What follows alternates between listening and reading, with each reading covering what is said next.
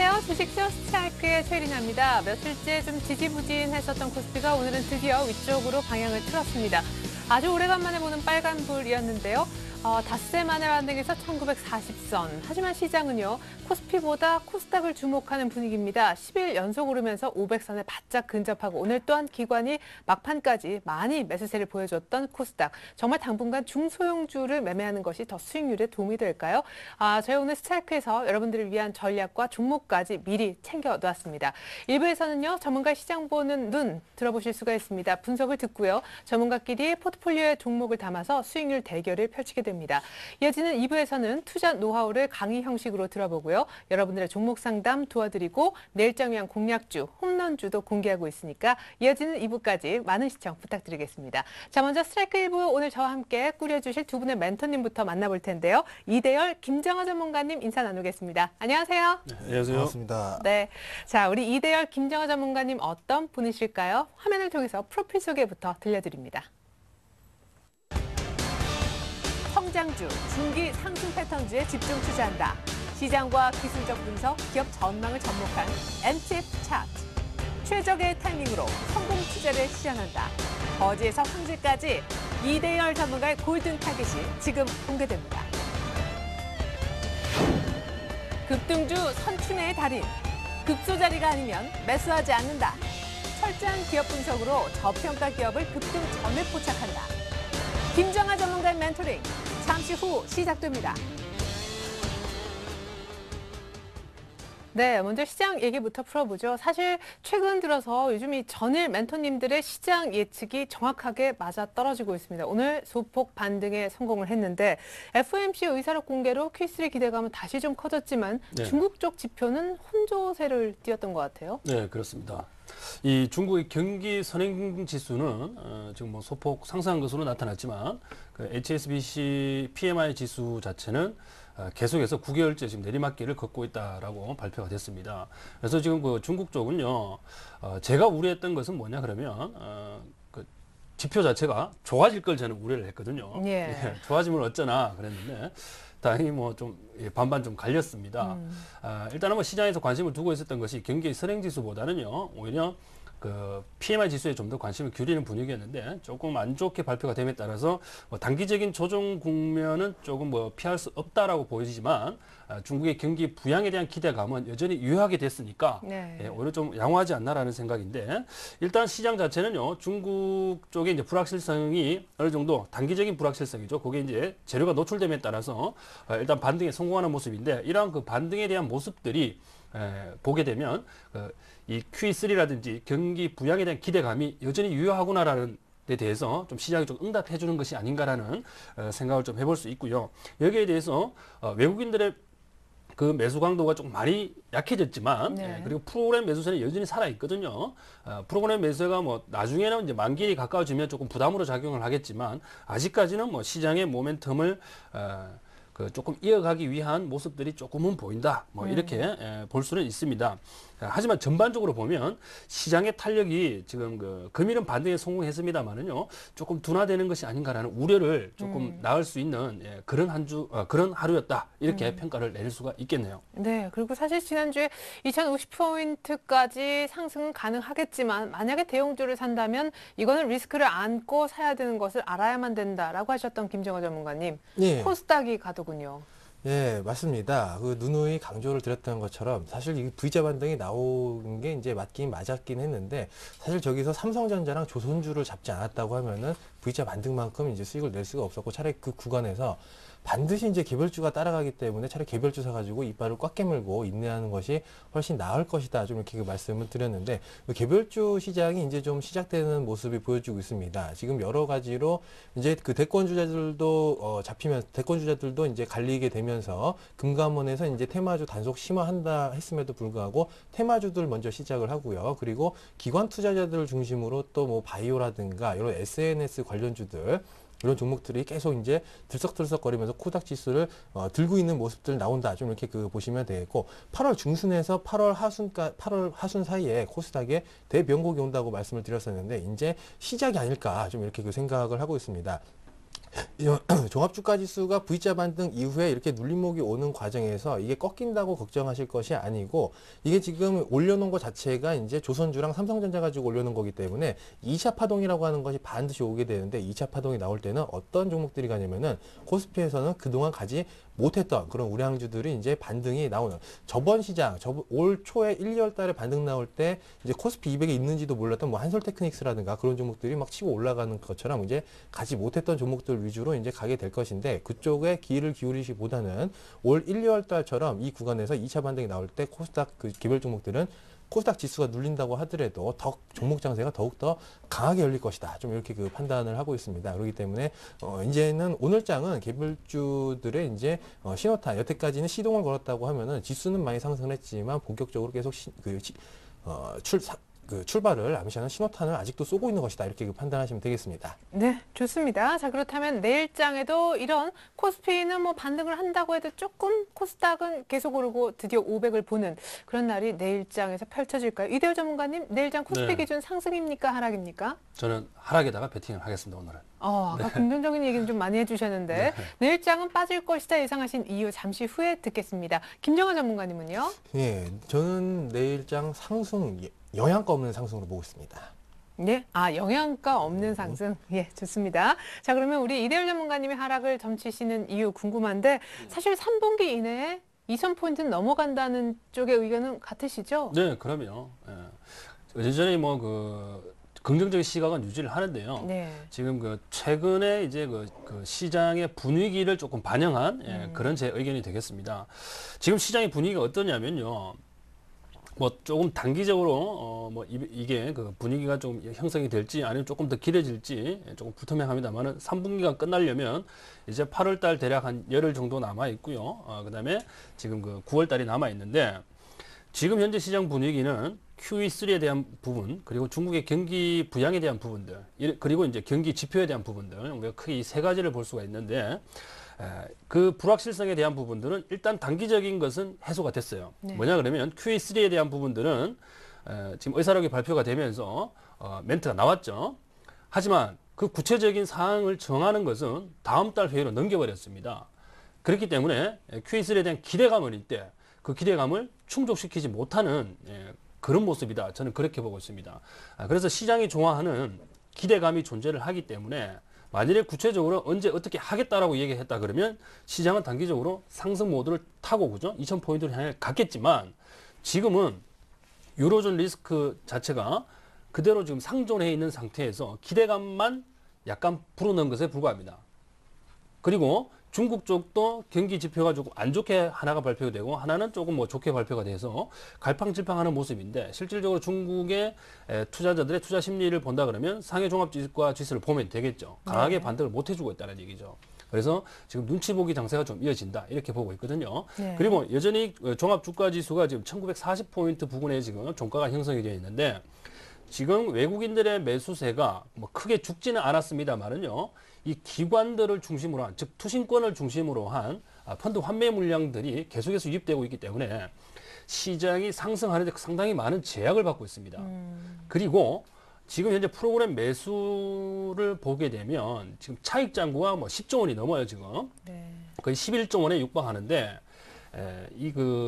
매도 차익 잔고는 대략 한 6천억 수준. 그래서 이 잔고가 굉장히 많이 차이가 납니다. 네. 그러다 보니까 이제 9월달 되면 쿼드러플 위칭 대회가 다가올 텐데 이게 시간이 지나면서 가면 갈수록 점점 이 차익 잔고의 부담이 굉장히 투자 심리를 압박할 가능성이 높습니다. 자, 그렇게 된다 그러면 만일의 경우에 지금 현재 프로그램 매수세가 한 달 내내 매우 강하게 유입이 됐는데요. 이 평균 베이시스가 1.2에서 대략 한 1.5포인트를 지금 기록을 하고 있습니다. 상당히 높은 수준인데 선물의 매수세가 외국인이 됐든 개인이 됐든 기관이 됐든요. 이 베이시스 수준을 유지를 해주면서 선물이 계속 강세를 띄워줘야만 프로그램 매수세가 매물로 변하지 않고 꾸준히 유지가 되거든요. 네. 자, 이런 것을 우리가 감안을 해봤을 때 과연 선물의 매수세가 지금 전 고점대 부근에서 횡보를 보이는 이 지수, 즉 코스피 200을 기준으로 본다 그러면 선물을 계속 들만한 메리트가 있느냐를 또 감안을 해봐야 되는데 지금 현재로서는 그럴 가능성이 조금 낮다라고 봅니다. 그래서 이 비록 단기적인 이벤트지만 지금 유로존의 지금 그 정상회의들도 줄줄이 지금 예정이 되어 있는데요.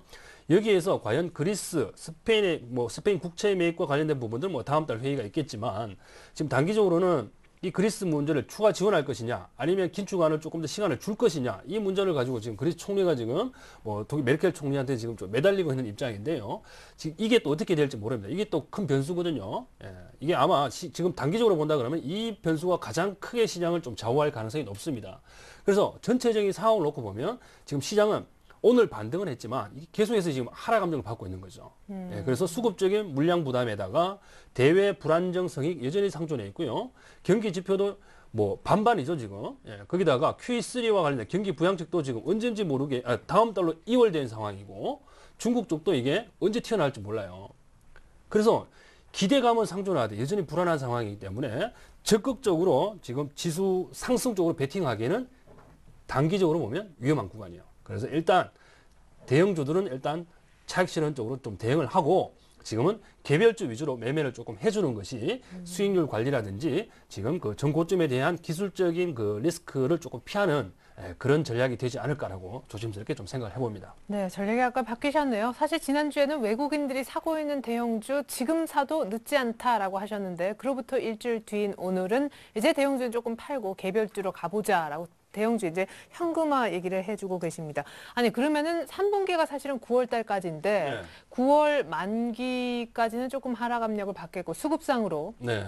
그럼 그렇습니다. 2,000포인트를 9월 안에 본다는 얘기는 9월 한 중후반에. 그렇죠. 이제 그 3분기 이제 거의 후반 쪽으로 가야죠. 거의 끝무렵까지 가는 것을 이제 가정해서 제가 말씀을 드린 겁니다. 예. 지금은 만기 쪽으로 가면 갈수록 부담이 너무 크기 때문에 조금 그 1900선까지는요. 전 당연히 조정을 받을 수도 있고 만일에 선물 쪽에서 베이시스가 급격히 악화된다 그러면요. 1900선이 단기적으로 깨질 수도 있다고 봅니다. 그렇기 때문에 제 시각 자체가 급격하게 좀 변한 것 같지만 일주일에 한 번 나오다 보니까요. 목요일날 예. 이런 얘기를 드리는 것이 좀 안타까울 뿐이고 전략을 우리가 수정해서 가면 되는 거니까요. 예. 저 사람 시각이 왜 저렇게 바뀌었나 이렇게 보지 마시고 전략이 A로 가다가 이제 옆길로 조금 이제 방향을 선회한 거니까요. 예. 그렇게 이해를 좀 해주시면 되겠어요. 예, 좋습니다. 아니 전략은 바뀌어야 되니까 저희가 그래서 매일 이제 네. 매주 여쭤보고 있습니다. 자, 김정환 전문가님은 내일장은 오히려 오를 건데 영양가 없는 상승이다. 그 얘기는 삼성전자만 오른다는 얘기인가요? 영양가 없다는 의미가? 예, 일단은 저는 2차 파동이 한 번 더 나온다고 보고 있는데 사실 내일이 금요일이고 거래가 분명히 없을 겁니다. 그렇기 때문에 오르건 말건 별로 상관없어 보이고 그냥 그 영양가 없이 종합주가지수가 올라간다고 하더라도 개인 투자자들 입장에서 본다고 하면 여전히 대형주에서는 먹을 것이 없을 것이다. 좀 이런 관점이라고 보시면 되겠다. 이렇게 그 말씀을 드리겠고요. 자, 최근에 본다고 하면은 자, 이제 좀 증시 외적인 정책적인 요소를 좀 봐야 되지 않을까 이렇게 그 생각을 하고 있는데 코스피 자체가 2차 파동이 분명히 나온다고 봅니다. 이번에 이제 다가올 만기일에 대한 부담감도 있고 이런 부분들도 있긴 하는데 우리나라 그 주식을 왜 이렇게 외국인들이 샀을까? 그리고 중국 주식을 왜 이렇게 또 외국인들이 팔아가지고 다 올라가는 중국 시장만 눌렀을까 이렇게 네. 생각을 해본다고 하면은 주식이라고 하는 거는 우리 당장 증권사 리포트나 뉴스를 보면은 아전 인수격으로 항상 뉴스 같은 게 나오게 되는데 항상 무언가에 대한 기대감을 선반영시키면서 오르게 돼 있는데 중국 같은 경우에 보면은 최근에 원자재 가격이 굉장히 급등을 했습니다. 농산품을 바탕으로 해가지고 원자재 가격이 굉장히 급등을 하게 됐는데 그럼 외국인들은 무엇을 보고 중국 시장을 갖다가 던졌을까? 심천비, 상해 B부터 해가지고 무언가를 선반영시켰는데 소외시켜버렸죠. 이 농산물 가격이 올라가게 되면은 우리나라랑 틀리게 중국 같은 경우에는 그 식습관 자체가 60% 이상이 볶음 요리 혹은 튀김 요리입니다. 그렇기 때문에 그 농산물 옥수수라든가 콩 거기에서 이제 파생된 콩기름이라든가 옥수수 기름 이런 부분들을 굉장히 좀 많이 쓰고 농산물 가격과 직접적으로 연관이 있기 때문에 농산물 가격이 올라가게 되면은 중국 내에서 지금 매크로 지표 안 좋게 나오죠. 그 물가 지수가 상승하게 되는 그러면서 경기가 침체되는 게 아니냐 이런 식으로 좀 흘러가게 되는 그림이 나오게 되는데 지금 보시면은 이제 곡물 가격 급등하고 나서 이제 PMI 지수 악화되는 모습들 이렇게 순차적으로 나오면서 이것을 선반영시킨 것이다 이렇게 보시면 되겠고 그렇다면 우리나라는 외국인들이 무엇을 선반영시켰을까? 지금 이제 대선이 얼마가 남지가 않았습니다. 올해 이제 연말로 가면은 대선 레이스가 펼쳐지게 되는데 대선 대선이 끝나고 그 대통령이 결정이 되게 되면 그 다음에 그 반드시 주식시장이 한 번씩 꺾이는 흐름들이 나오게 되는데 왜 그렇게 되냐면 각 경제 부처에 이제 수뇌부들이 다 그 인사가 바뀌게 되죠. 그러면서 경제 정책이라고 한다는 게 리모델링 되고 그리고 정권 초기에 보통 하는 게 이제 기업들을 좀 두드리기 이런 부분들이 나오기 때문에 통상적으로 대선이 있는 해에는 대선 끝나면은 증시가 좀 눌리는 흐름들이 나오는데 그 직전에 외국인들이 무엇을 선방시키냐면은 외국인들이나 기관이나 큰 손들 같은 경우에는 가장 좋아하는 패턴이 불확실성이 해소되는 자리에서 매수하는 것을 굉장히 좋아합니다. 그렇기 때문에 악재에서 사게 되는 건데 레이스로 가면 갈수록 우리나라에 항상 산지에 있는 지정학적 리스크, 남북 문제가 있게 되는데 대선 주자들이 굳이 이제 그것에 대해서 마찰을 일으킬 리가 없고 바로 이제 오늘만 한다고 하더라도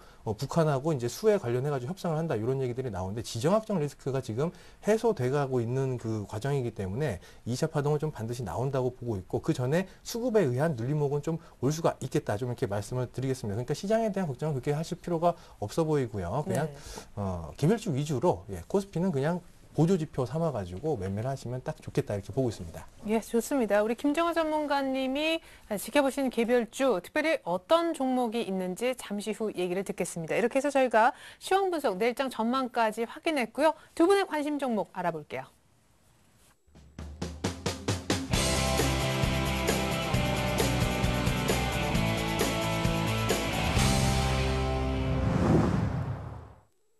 네, 이제 두 분의 포트폴리오 얘기를 해서 수익률 대결을 펼치는 1인자를 찾아라 지금부터 시작을 한번 해보겠습니다. 누가 수익률이 더 높고 월간 단위로 누가 최고의 수익률을 냈는지 저희가 어떤 순위를 어떤 기준을 갖고 가리는지 그 기준부터 알려드립니다. 1인자를 찾아라는요, 전문가의 포트폴리오 수익률 대결이 되겠습니다. 주어진 돈은 1억 원이고요. 매일 2명씩 일주일 동안 총 10명의 전문가가 각자의 포트폴리오를 짜게 됩니다. 한 달 동안 총 수익률을 통해 순위를 가리는데요. 매주 금요일마다 한 주간 단위 수익률을 중간 집계하고 월간으로 최종 순위를 정해서 1인자와 2인자를 뽑게 되는 것이죠. 네, 1인자를 찾아라. 이제는 두 분의 기존 포트폴리오 현황을 좀 짚어보고자 합니다. 먼저 이대열 전문가 포트부터 한번 열어볼까요? 자, 우리 이대열 전문가님, 굉장히 심플한 그런 확실한 포트를 갖고 계셨었죠. SOL이 반, 대우조선해양이 반 그랬었는데요. 자, 현금은 제로였던 포트입니다. 자, 가격을 좀 볼까요? SOL은 97,000원대 매수가 들어갔었는데 지난주 10.7%였는데 수익이 일주일 만에 한 2%포인트 정도 준 것 같습니다. 11만 원 터치하고 약간은 빠졌네요. 대우조선해양의 경우에는요, 수익률이 0.01까지 다르지 않고 아주 지난주와 동일합니다. 하지만 28,000원대를 거래 실으면서 못 들은 것이 약간 안타까움으로 남네요. 오히려 딱 그 가격대에서 약간 밀려있는 상황이죠. 자, 이번에 김정호 전문가님 포트로 넘어갑니다. 자, 외환은행에서 포스코 캠텍으로 100% 다 갈아타셨는데요. 장중 분할 매수를 통해서 한 100% 정도 모두 씻고자 하셨었죠. 자, 매수가는요, 말씀하신 그 이길 시초가 중심으로 한 분할 매수였었는데, 조금 수익이 안 나는 것 같습니다. 사실 중국 신규 사업 지연을 나쁘게 보기보다는 재무 구조 개선 쪽으로 좋게 해석하자라고 하셨는데, 일단은 큰 폭의 밀림은 아닙니다만 조폭 손실을 보고 계시네요. 자, 이대열 전문가님, SOL과 대우조선해양 얘기를 좀 들어보고 싶습니다. 근데 웬만한 대형주가 다 지금 조금 이렇지 않을까 싶어요. 사실은 굉장히 좋은 가격대 사셨으니까 지금 플러스권에서 얘기를 하고 있죠. 네, 그렇습니다. 지금 SOL 차트를 보시면서 제가 AS 차원에서 말씀을 좀 드릴게요. 자, 차트를 좀 보시게 되면, 자, 박스권 상단에서 우리가 매수를 하고 난 뒤에 지금 계속적으로 그 국제유가 상승에 따라서 시세를 조금 줬었는데요. 지금 단기적으로는 지금 4거래일 정도 지금 매물 부담을 좀 받고 있습니다.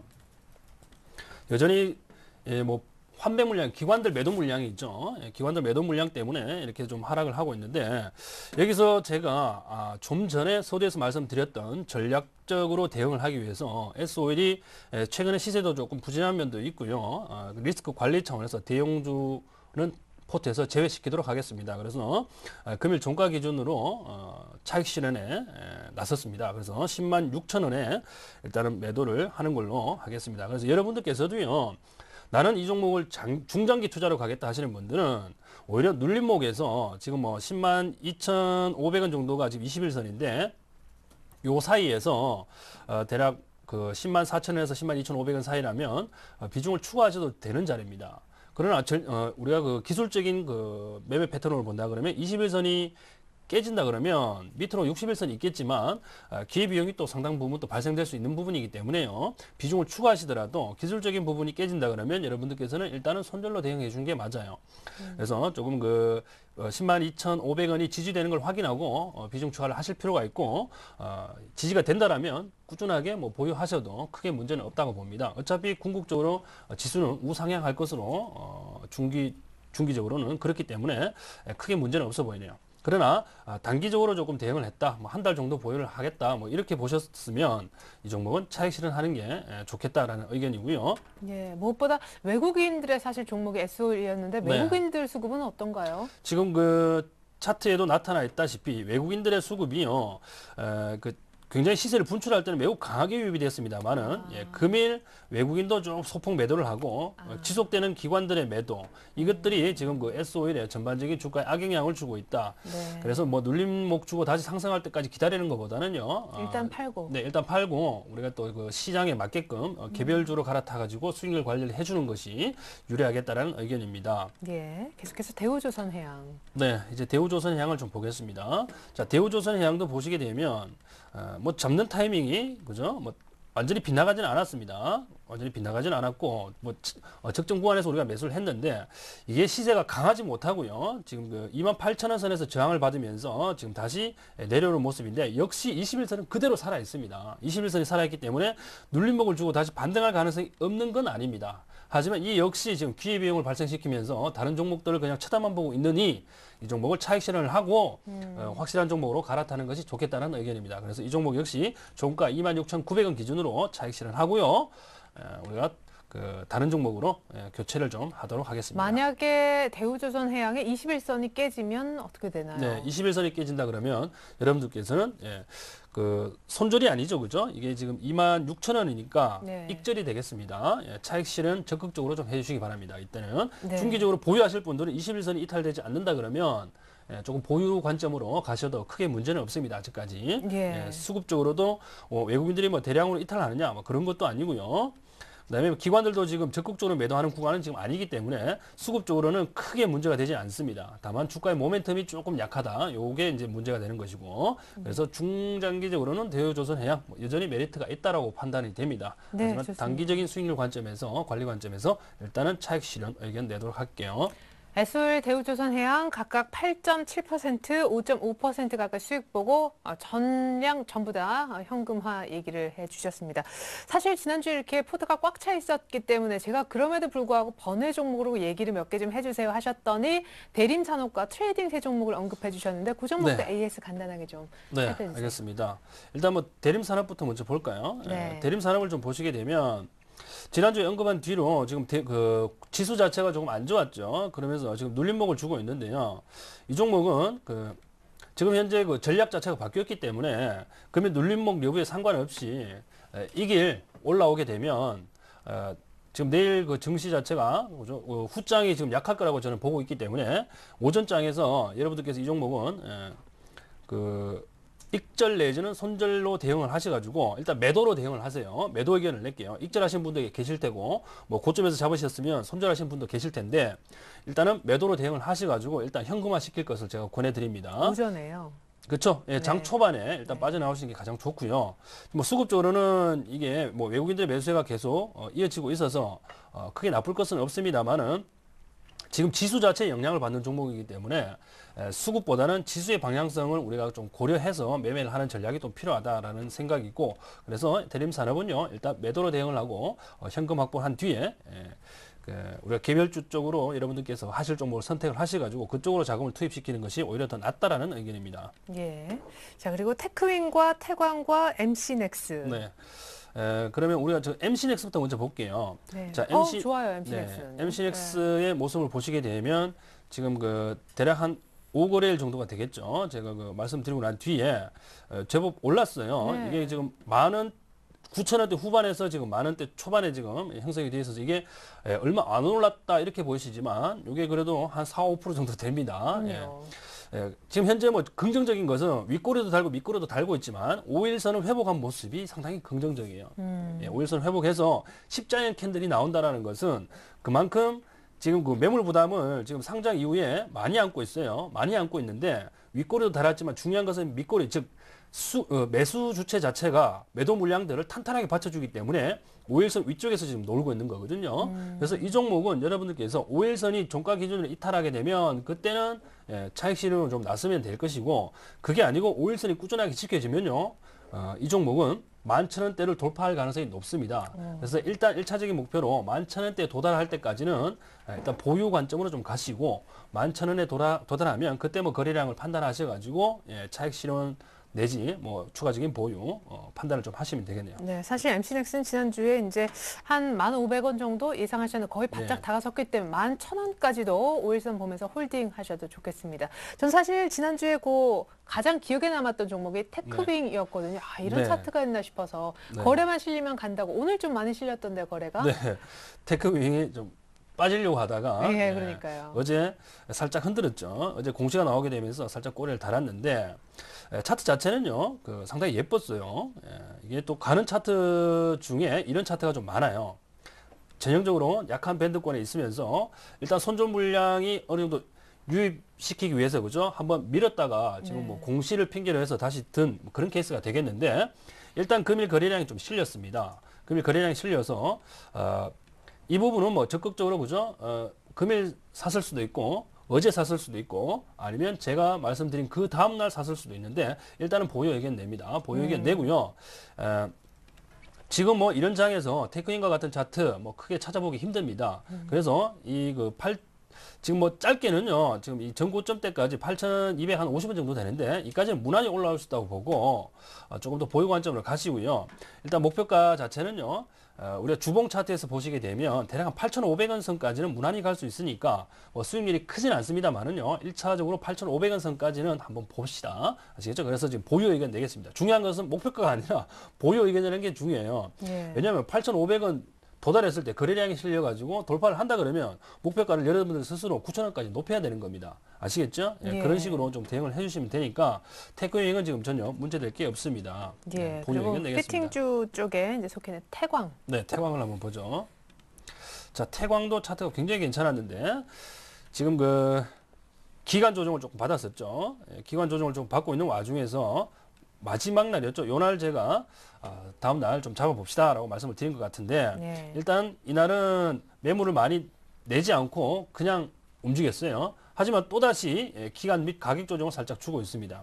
그래서 이 부분이 지금 뭐 신규 매수하기는 조금 애매한 구간이고요. 그렇죠. 미리 잡으셨다면 대략 한 27,000원 선에서 잡으신 분들은 홀딩해서 가시면 됩니다. 지금 조선 기자재 쪽에 주가 움직임들이 조금 괜찮게 움직이거든요. 왜냐하면 조선업종들의 주가가 워낙을 바닥을 쳐 있기 때문에 저가 매수세들이 지금 유입되고 있는 게 보입니다. 그래서 지금 뭐 대형주들 거래할 시기는 분명히 아니라고 제가 말씀을 드리지만 이런 후방 업체들은 지금 현재 외국인들의 매수세가 조금씩 유입이 되고 있고 이런 피팅 업체들의 주가 모멘텀이 굉장히 살아나고 있기 때문에 태광은 꾸준히 보유를 하시고요. 뭐 중장기 투자까지 뭐 고려를 하시지 않더라도 일단은 뭐 3만 원 선까지는 보셔도 크게 무리가 없다라고 의견을 제시하고 일단은 보유 의견 내도록 하겠습니다. 일봉상 좀 주의해야 될 점이 있나요? 혹시 뭐 저 박스 상단을 겨우겨우 뚫었는데 이게 다시 깨진다거나 하면 그럴 일이 없겠지만 네, 만약에 있을 수 있죠. 뭐 주식시장에서 있을 수 있는데 중요한 것은 만일에 박스권 상단이 지금 27,000원 선이에요. 단기 박스권 상단이 27,000원 선이고 기존에 주가 시세 분출하기 이전의 박스권 상단은 여기입니다. 대략 한 26,150원 선인데요. 여러분들께서 보셔야 될 박스권은 어디냐면 바로 여기입니다. 이 라인이에요. 왜냐하면 지금 횡보권을 보였던 요 작은 박스 있죠? 제가 이거를 기준으로 말씀을 드렸기 때문에 이 박스권 내로 진입을 하느냐 안 하느냐가 굉장히 화두가 될 건데 지금 21선 올라오는 모습을 보시게 되면 지금 기존의 1차 박스권이죠. 1차 박스권 상단에 지금 물려 있어요. 자, 요게 이제 1차 박스권인데 21선의 위치가 여기란 말이죠. 네. 물려 있어요. 그러면 시간이 지나고 즉 시간이 옆으로 가겠죠. 그러면 이 주가 자체가 약간의 가격 조정과 횡보 기간 조정을 받는다면 21선이 어떻게 됩니까? 다시 올라온단 말이죠. 네. 그럼 위쪽에 있는 라인에 근접하겠죠. 그러면 여기가 눌림목 자리가 될 가능성이 있습니다. 자, 그렇게 되면 여기서 한번 더 튀어 올라갈 가능성은 훨씬 더 높은 거겠죠. 네. 그래서 여러분들께서 굳이 지금 21선을 그죠? 이탈하면 어쩌나 뭐 이렇게 걱정하실 거는 조금 뭐 이르다 생각하고요. 네. 일단 손절 라인은 뭐 21선 잡는 것은 괜찮아요. 네, 그리고 21선 따라 올라오게 되면 21선을 보고 매매하시면요, 뭐 크게 무리 없다. 뭐 어차피 익절할 수 있는 거니까요. 예. 예, 21선 보고 대응해 주시면 됩니다. 네, 좋습니다. 이렇게 해서 지난주 번외 종목 4개 모두 AS 꼼꼼하게 들어보았습니다. 결국에 내일 오전장 대림산업 좀 매도를 하자라는 의견이 가장 강력했네요. 자, 이번에는 김재호 전문가님의 매우 심플한 포트를 좀 볼까요? 예, 일단 제가 그 종목들을 한 번씩 그냥 어차피 갈 종목들인데 시간이 너무 많이 남기 때문에 새로운 종목 소개 차원에서 포트를 항상 그냥 수익률 상관없이 이제 교체를 했었는데 그냥 둬도 더 갈 것 같아가지고 지난주 종목 포스코 캠텍이라는 종목을 이제 그대로 이제 유지를 하는 걸로 하도록 하겠습니다. 네, 일단은 AS부터 조금 들어보고자 해요. 사실은 올인했는데 수익이 조금 안 나면 가슴이 좀 아프잖아요. 그죠. 근데 예. 이것은 뭐 그냥 가만두면 갈 것이다. 좀 이렇게 보시면 되겠는데. 네, 이번 주에 뭐 큰 타격이 있었던 건 아니죠? 예, 큰 타격도 없고요. 그냥 기술적 조정보다는 그냥 약보합권 정도라고 보시면 되겠습니다. 이제 과거에 혹시 그것을 기억을 하실지 모르겠는데 제가 HB 테크놀로지라는 종목을 들고 나와가지고 몰빵을 한번 찍으시고 이게 한번 판 다음에 언제 사라고 했었죠? 실적 발표 나오고 이틀 네. 뒤에 다시 몰빵 찍으라 많이 사시라고 그렇게 말씀을 드렸었는데 예, 맞아요. 8월 14일 날 실적 발표가 나오고 거래일 기준으로 해가지고 8월 17일 날 샀다고 하면은 그 자리부터 이제 올라가는 패턴이 나오죠. 근데 그때 이제 우리가 그 주의를 했던 게 뭐냐면은 HB 테크놀로지 같은 경우에는 나중에 돌아올 모멘텀 때문에 가고 그리고 지금 당장 그 실적 발표에 대해서는 좀 불안감이 있기 때문에 당장은 좀 찍힐 거지만 나중에 갈 모멘텀을 보고 사자 이렇게 좀 말씀을 드렸는데 포스코 캠텍이 딱 그것이다 이렇게 보시면 되겠고 지금 중국 진출 무산됐다고 하는 게 단기 악재처럼 보여지고 있는데 오늘 보면은 기관하고 외국인들이 사는 흐름이 나왔습니다. 이게 악재라고 하면은 살 리가 없겠죠. 기관하고 외국인들은 계속해서 사왔고 그리고 기관들은 파는 척 하다가 아주 소량 팔았었죠. 그리고 오늘 다시 이제 매수를 들어갔고요. 단기적으로는 악재처럼 보일 수가 있는데 이런 그 중국 진출이 지연된다고 하는 거는 지금 당장 회사가 가진 돈을 쓸 일이 없어지는 부분이기 때문에 재무적인 리스크에서 좀 빠져나오는 부분이다. 이렇게 보시면 되겠고, 그것 때문에 이제 수급이 다시 붙으면서 쭉쭉 그냥 올라갈 것이다. 이렇게 판단을 하고 있습니다.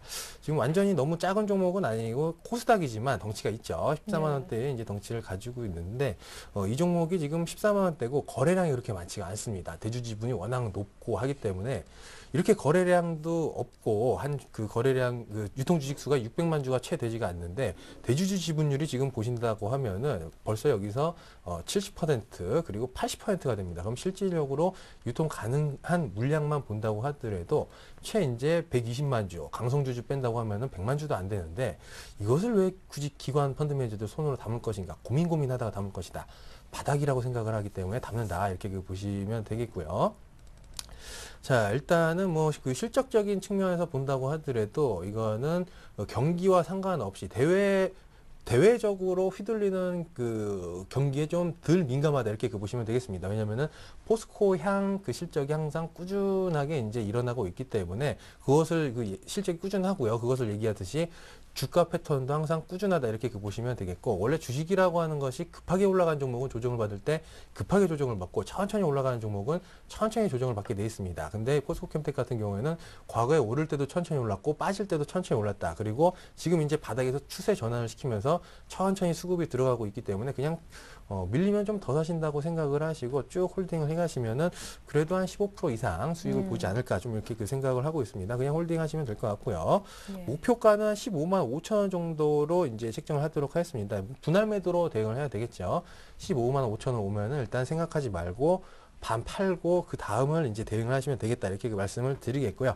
그리고 이제 또 제가 TV에서 추천을 드리고 또 단기적인 대응이 안 되기 때문에 손절가는 조금 타이트하게 13만 5천 원 정도로 이제 책정을 하도록 하겠습니다. 네, 그래요. 손절가 조금 여유 있다 싶었는데 손절가를 올리시고 목표가는 일단은 분할 매도할 수 있도록 조금은 하향 조정을 해주셨습니다.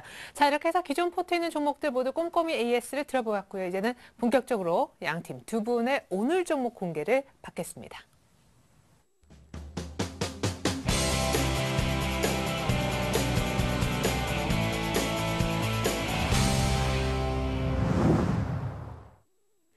네, 1인자를 찾아라. 본격적으로 오늘 종목 얘기를 듣는 시간 갖겠습니다. 먼저 이대열 전문가님은 SOE를 한 8%대, 대우조선해양을 5%대 이상 수익을 이제 보고 팔겠다 하셨으니까 자, 현금이 굉장히 많습니다. 네. 개별 종목을 좀 담으실 것 같은데 어떤 종목으로 오늘? 네. 모나리자라는 종목을 좀 담을까 생각을 줍니다. 예. 네. 비중과 기간 궁금합니다. 모나리자 비중은요, 이번에는 이제 100%로 한번 가보고요. 네, 혹시 김정아 전문가님의 어떤 영향이 되게 많았습니다. 그렇죠. 예, 아니 이대열 전문가님이 네. 지난번에 포트가 에솔과 대우조선해양 50%에서 급격히 모나리자 100%는 시장에 아무리 이제 발맞춘다고 해도 너무 급격한 변화라. 예, 그 김정아 전문가님의 영향이 좀 많았고요. 네. 예. 뭐 중요한 것은 이 수익률 관리 아니겠습니까, 그렇죠? 네. 예, 수익률 관리인데 대형주로는 지금 그 수익을 내기가 조금 어려운 장이라서 제가 이 모나리자는 개별적으로 택했는데요. 조금 이따 보시면 알겠지만 차트가 너무 좋습니다. 예, 모 아니면 도기 때문에 지금 제가 100%를 싣고요. 모험을 한번 해보겠습니다. 그러나 모험이라고 해서 리스크보다 제가 뜬금없이 이게 수익이 나겠지 이런 건 아닙니다. 제가 안는 리스크보다는 윗방향으로 제가 취할 수 있는 수익이 훨씬 더 크기 때문에 제가 100%를 싣고 이 종목으로 트레이딩을 한번 해보자라는 취지에서 설명을 좀 드리니까요. 예. 자, 차트를 보시면서 차분히 좀 설명을 좀 드리도록 하겠습니다. 네, 좋습니다. 네. 자, 모나리자 차트를 좀 보시게 되면 자, 이 최근의 트렌드가 중요합니다. 자, 한번 보세요.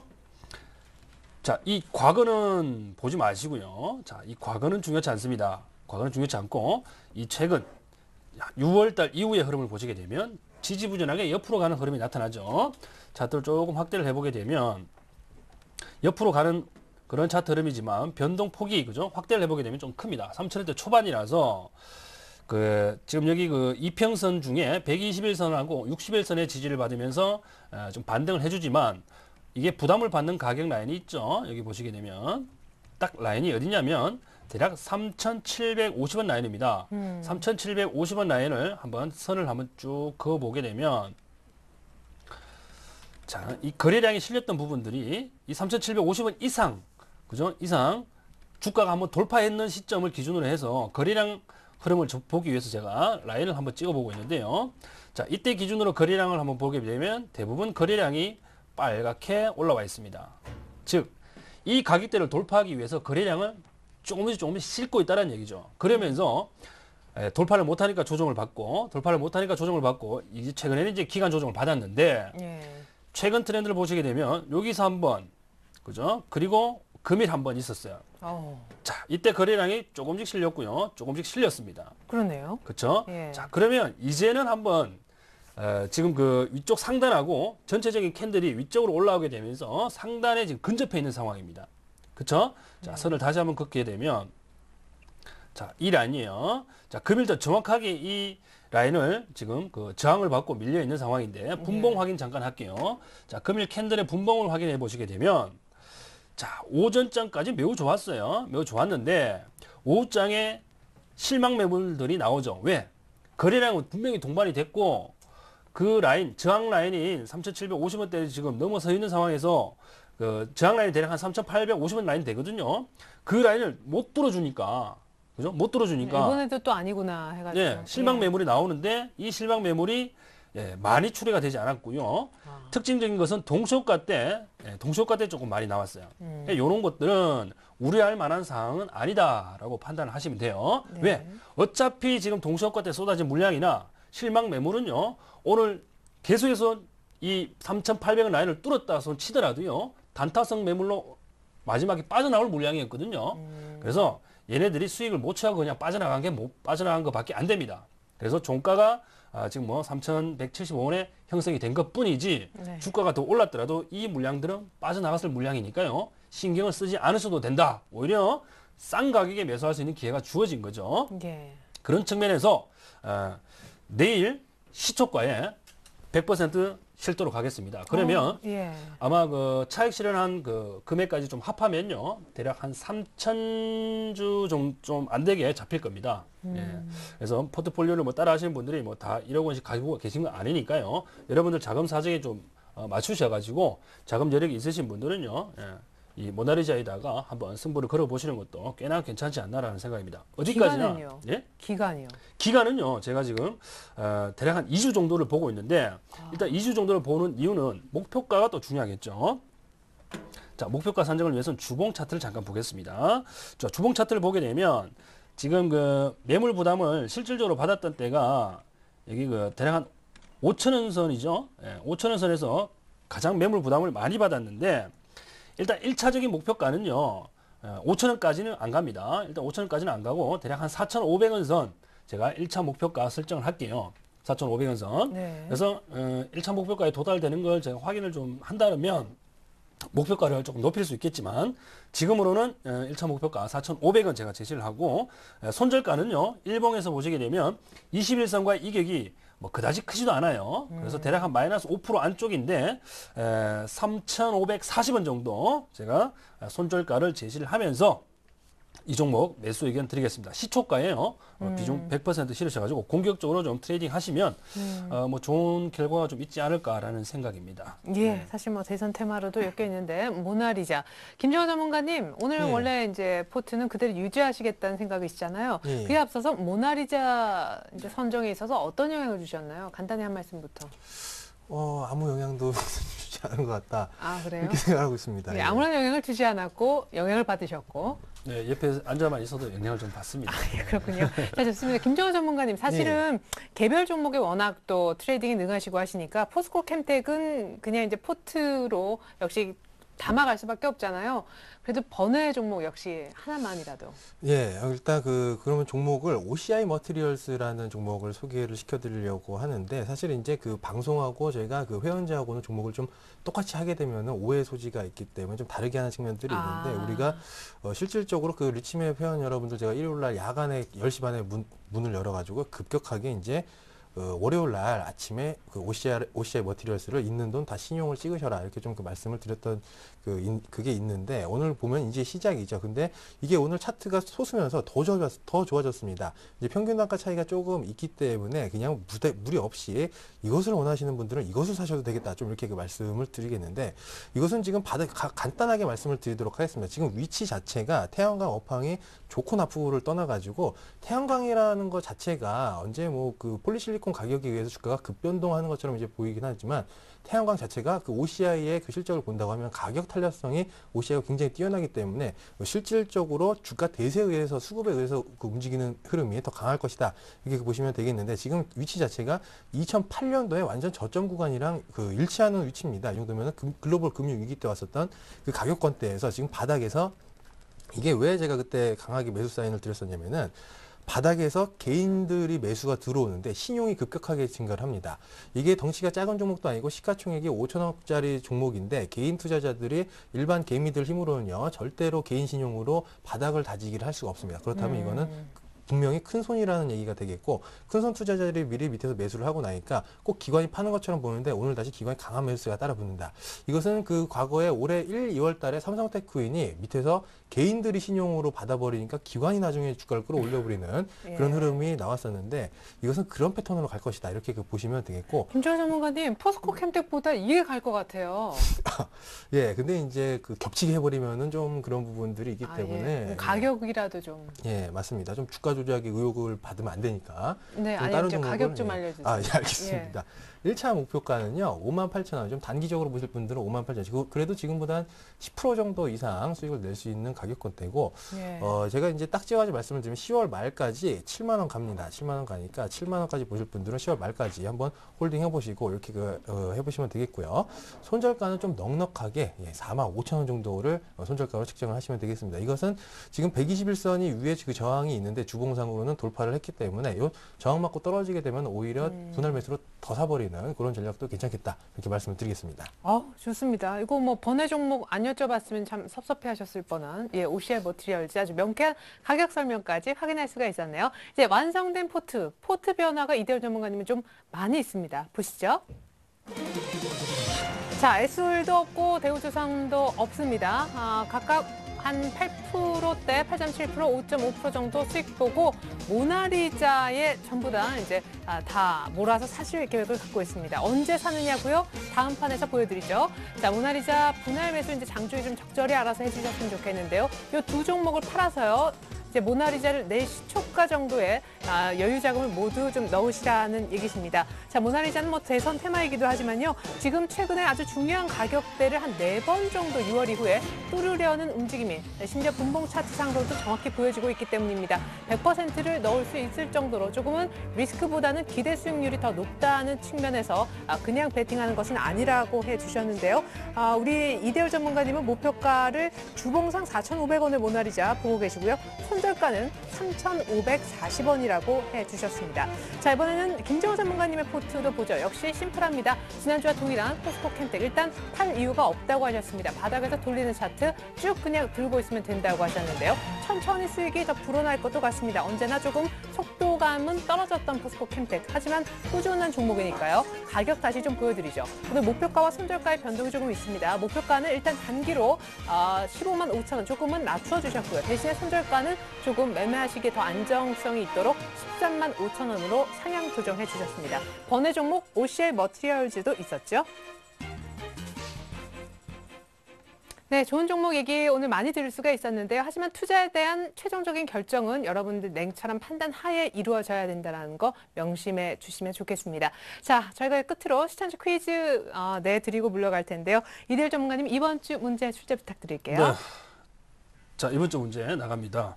자, 다음 주 국제 수지에 관한 내용이 아닌 것을 골라주시면 됩니다. 아닌 것입니다. 자, 네. 1번 경상수지, 2번 자본수지, 3번 무역수지, 4번 배수지. 네, 짧은 게 답일까요? 자, 김정 전문가님. 예, 아무래도 전화번호 물어보고 싶은 것이 답이겠죠. 네? 아닙니다. 예, 자, 참여 방법은요? 힌트를 주렸는데 네이버 같은 포털 사이트에다가 리치맵이라고 이제 검색을 하시면은 거기 무료 회원 가입을 꼭 하셔야 됩니다. 그래서 풀 수 있고요. 위에 보면 주식주 스트라이크라고 있는데 그걸 클릭하시면은 퀴즈를 풀 수가 있습니다. 푸시고 나서 꼭 정답 확인 눌러주시면은 추첨을 통해 가지고 선물을 드린다고 하니까 꼭 참여해 보시기 바랍니다. 네, 어떤 선물인지 궁금하신가요? 전문가 방송 무료로 이용할 수 있는 그 이용권과 주식 관련 책을 선물로 보내드리고 있습니다. 저희가 월요일마다 한 주간 당첨자 명단을 발표하고 있거든요. 그것도 참고해 주시면 좋겠습니다. 그리고 홈페이지에 들어가셔서 퀴즈 푸시잖아요. 무료 방송을 동시에 보실 수 있는 기회가 있어 말씀을 좀 드릴게요. 어제보다는 30분 이른 오늘 밤 7시 반에 우리 리치맵의 윤프로 전문가님이 어제 오늘도 시황 전략과 120주선 급등주를 공개하신다고 합니다. 오늘 밤 7시 반 저녁 일찍 드시고 방송도 보고 퀴즈도 푸셨으면 좋겠습니다. 자, 이렇게 해서 오늘 함께해 주셨던 두 분의 전문가님 이대열, 김정아 전문가님과는 일주일 뒤에 뵙겠네요. 오늘 말씀 감사합니다. 네, 계속해서 내일장 전략이 필요하겠죠. 오늘 2부의 전략 코칭은요. 우리 고승환 전문가가 맡아주신다고 합니다. 특별한 강의가 준비되어 있으니까 2부까지 많은 시청 부탁드리겠고요. 여러분들 종목 상담도 도와드리고 있습니다. 무료 문자나 전화로 많은 참여 부탁드리겠습니다. 고맙습니다.